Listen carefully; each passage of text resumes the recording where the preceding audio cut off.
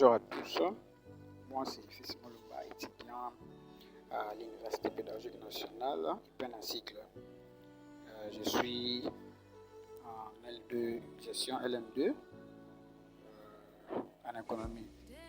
Bon, dans le cadre de notre cours qui s'intitule la gestion des ressources humaines, on nous a envoyé de faire la différence entre ces quatre concepts qui est un poste, un emploi, une profession.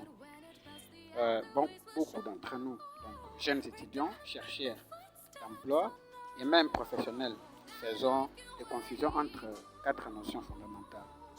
Donc, il s'agit là des termes récurrents que nous utilisons quelquefois comme étant des synonymes, mais il est primordial de bien savoir les distinguer. Essayons de faire un point sur la signification exacte de ces quatre notions et sur leurs différences. La définition d'un poste de travail. Un poste ressemble à l'ensemble des tâches et des activités attribuées à un individu au sein d'une entreprise spécifique. Il est donc lié à une situation individuelle au travail. Plusieurs éléments constituent un poste: un contenu de travail, un lieu dédié, un temps donné, ainsi qu'une rémunération. Si l'on prend la définition de l'Institut national de la statistique et des études économiques, un poste correspond à un salarié dans un établissement. Autrement dit, si un salarié travaille au sein de deux organisations différentes, il occupe donc des postes différents. Bon à savoir, une tâche et une activité de travail sont intimement liées, mais il ne faut pas pour autant confondre les deux notions. Une activité est composée d'un ensemble de tâches réalisées selon un processus logique. L'activité a pour objectif de réaliser les finalités d'un poste de travail. La définition d'un emploi.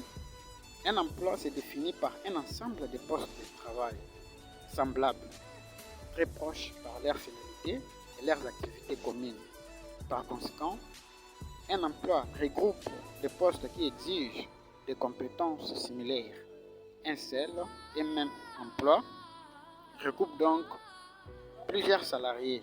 L'observation de ces métiers et des qualifications en distingue quatre types. Nous avons l'emploi porteur dont les besoins sont croissants et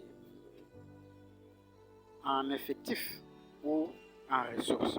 L'emploi non porteur dont les besoins sont décroissants en effectif ou en ressources. L'emploi type ou emploi repère qui correspond au regroupement de plusieurs emplois aux finalités, activités principales et compétences proches. L'emploi sensible, sujet à des transformations de ces activités et compétences compte tenu de plusieurs facteurs d'évolution. L'emploi reste propre à une organisation en particulier. Alors, la distinction entre les termes de profession et des métiers, aujourd'hui de plus en plus floue. Auparavant, un métier avait une connotation d'activité manuelle, tandis que la profession était plutôt qualifiée d'intellectuelle, comme la profession d'avocat ou de médecin. Par exemple, certains sociologues s'accordent à dire également que la profession désigne un métier socialement reconnu, à l'identité largement revendiquée et au savoir-faire bien identifié. Mais de nos jours, la différence est beaucoup moins marquée. Exemple de distinction entre les trois notions. Dans une entreprise, les métiers d'agent commercial regroupent différents emplois: assistant commercial, responsable commercial, etc. L'emploi spécifique des responsables commerciaux, quant à lui, regroupe plusieurs postes. Alors c'est par là que nous mettons fin pour notre distinction et je vous remercie. Day out, it's the same road we're walking down, same job, same town, 'cause we've been told that's the way.